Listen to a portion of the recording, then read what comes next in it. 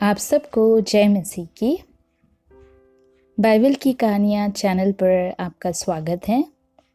आज मैं रानी इज़ाबेल की कहानी का एक संक्षिप्त विवरण लेकर आई हूँ, जिसे आप पहले और दूसरे राजाओं की पुस्तक में विस्तार से पढ़ भी सकते हो। अगर आप बाइबल की कहानियाँ चैनल पर नए हो तो चैनल को सब्सक्राइब ज़रूर करें और बेल घंटी ज़रूर दबाइए। तो चलिए वीडियो को स्टार्ट करते हैं। यह उस समय की बात है जब आहाब नाम का राजा इज़राइल में राज्य कर रहा था, पर परमेश्वर की दृष्टि में वह बुरे कर्म कर रहा था।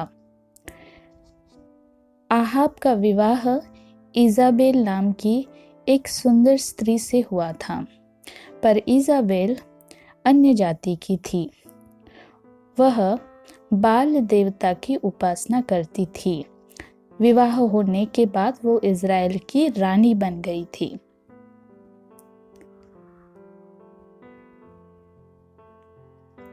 इज़ाबेल को नबी पसंद नहीं आते थे उस ज़माने के, इसलिए उसने नबी की उपासना में रुकावट डालने की कोशिश की और बहुत सारे नबियों को उसने अपनी ताकत से मरवा भी डाला था। इज़ाबेल बहुत ही सुंदर थी और गहनों से हमेशा सजी हुई रहती थी। उस ज़माने में एलिया नाम का एक नबी था। उसने बाल के पुजारी को स्वर्ग से आग उतारकर यहोवा के सामने झुकाया। फिर यह बात रानी इज़ाबेल को पता चल गई और रानी ने अपने दूत भेजे एलिया को मार डालने के लिए।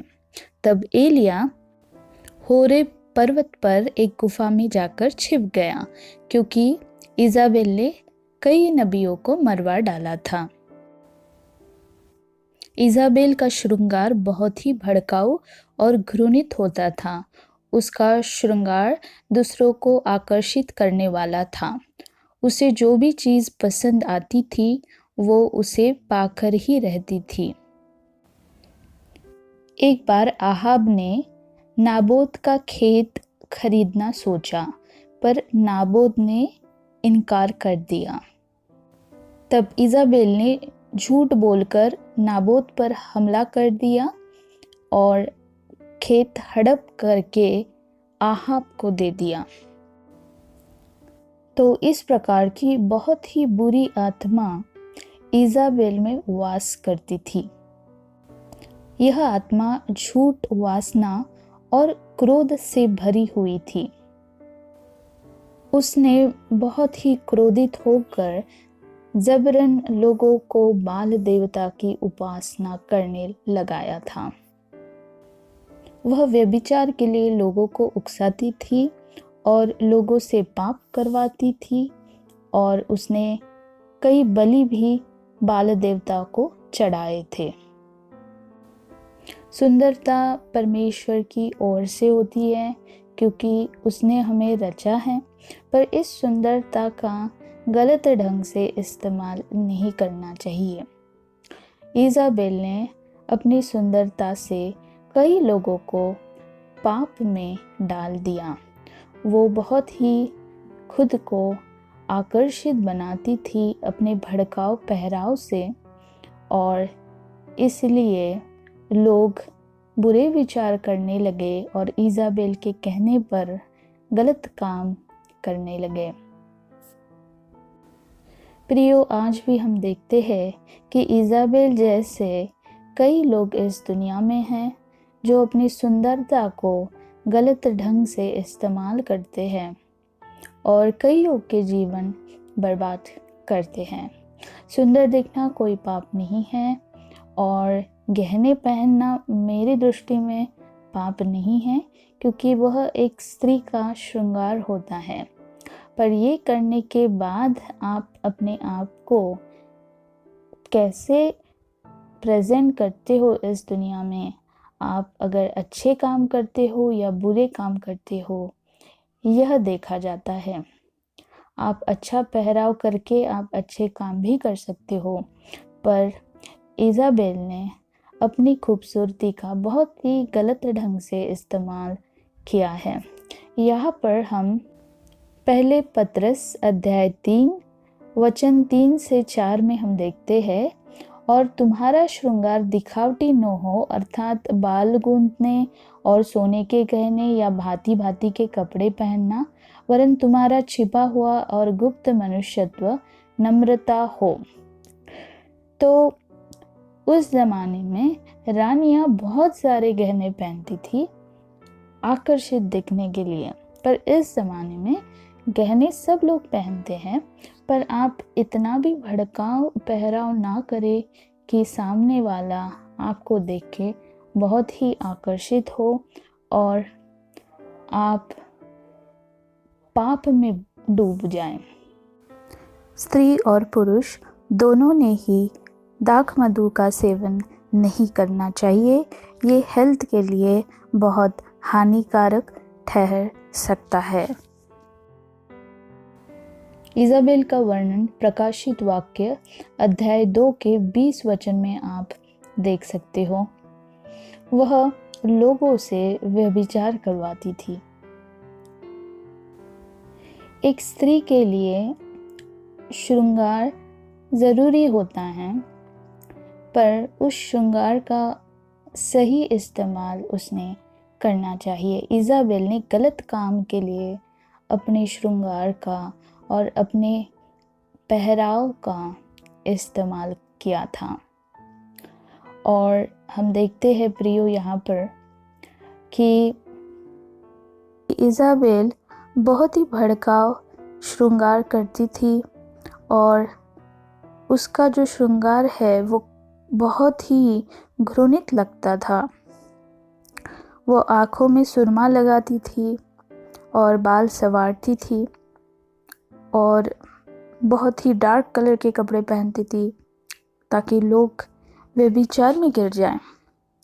तो यहाँ पर प्रियो, आप अगर अच्छा पहराव करते हो अपने ऊपर या अच्छे गहने आप पहनते हो तो ये बुरी बात नहीं होती है, पर बुरी बात ये होती है कि आप जो भी कार्य कर रहे हो उसका आप गलत इस्तेमाल ना करें और आप अपनी मर्यादा में रहे। यहाँ पर ये दाख मधु का भी सेवन कर रही है, तो हमें अपनी मर्यादा में रहना चाहिए और ऐसे भी अश्लील तरह के कपड़े ना पहनी जाए, क्योंकि आगे का जो व्यक्ति है वो आपकी तरफ देखकर अपने मन में पाप कर सकता है। तो हमें थोड़ा सतर्क रहना है। फैशन बुरी नहीं होती है, पर अपना चेहरा खराब करके बस लोगों का अटेंशन पाने के लिए हम सब ये करते हैं, तो परमेश्वर की दृष्टि में ये पाप ठहरता है। तो हमें इस कहानी से कुछ सीखना चाहिए प्रियो। कई लोग इसे आर्ट कहते हैं। हाँ, ये आर्ट ज़रूर है और ऐसा आर्ट बनाना भी सबको नहीं आता है, पर इसका इस्तेमाल किस तरह से किया गया है और अगर ये लोगों को पाप में डुबाता है तो ये परमेश्वर की ओर से गलत है। तो हमें सावधान रहना है प्रियो कि हमारा जीवन हम कैसा व्यतीत करते हैं। और जैसे एलिया नबी ने भविष्यवाणी की थी कि इजाबेल का अंत कैसे होगा, तो वैसा ही उसका अंत हो गया। जब वो खिड़की पर बाल संवार रही थी और अपनी आँखों में सुरमा लगा रही थी, तब वहाँ के लोगों ने उसे धक्का देकर किले के नीचे गिरा दिया और वो किले के जब नीचे गिरी तो खून के छींटे किले के दीवार पर भी आ गए। और फिर का जो शरीर है इजाबेल का, उन लोगों ने घोड़ों के द्वारा रौदा। तो बहुत ही बुरी बात हो गई यहाँ पे। और उसके लोथ को कुत्ते को खाने को दिया। मतलब ऐसी मौत तो हम सोच भी नहीं सकते किसी को आएगी। जब लोग उसे मिट्टी देने आए तब उसकी खोपड़ी हथेली और पाँव के बिना उन्हें कुछ भी नहीं मिला, क्योंकि कुत्तों ने उसका शरीर खा लिया था। तो प्रियो, बहुत ही दुखद अंत इसका हुआ है। तो बहुत लोग ऐसे कहते हैं कि अगर हम अच्छा जीवन व्यतीत करते हैं तो हमारा अंत भी अच्छा होता है, पर अगर हम बहुत बुरा जीवन व्यतीत करते हैं तो हमारा अंत भी बहुत बुरा होता है। तो प्रियो, निर्णय आपके हाथ में है, आपको किस तरह का जीवन व्यतीत करना है। इस वीडियो के द्वारा मैं ये नहीं कहना चाहती कि गहने या फैशन करना गलत है। मेरा कहना ये है कि आप मर्यादा में रहिए और ऐसा हट के ना करें, अपने आप को विचित्र ना बनाएं, ताकि आपका श्रृंगार घृणित लगे और आपका जो पहराव हो और आपका जो बर्ताव हो वो लोगों को पाप की तरफ ना ओढ़े। तो आशा करती हूँ प्रियो कि आपको इस कहानी का मॉरल मिला होगा, और इसी तरह की कहानियाँ मैं आपके लिए आगे लेकर आऊँगी। तो चैनल को आप सब्सक्राइब करके बेल घंटी ज़रूर दबाइए, ताकि हम अगले वीडियो में एक नई कहानी के साथ परमेश्वर का वचन सीख सकते हैं। तो प्रियो, वीडियो में बने रहने के लिए आपका बहुत बहुत धन्यवाद। आपके सहकार्य से ही हम इस चैनल को आगे ले जा सकते हैं। आप सबको जय मसीह की। मिलते हैं एक नए वीडियो के साथ अगली बार। और हमारे चैनल में बहुत से वीडियोस अपलोड किए गए हैं, आप उन्हें भी ज़रूर देखिए और परमेश्वर का वचन आपके जीवन में पाइए। आप सबको फिर से एक बार धन्यवाद। Praise the Lord.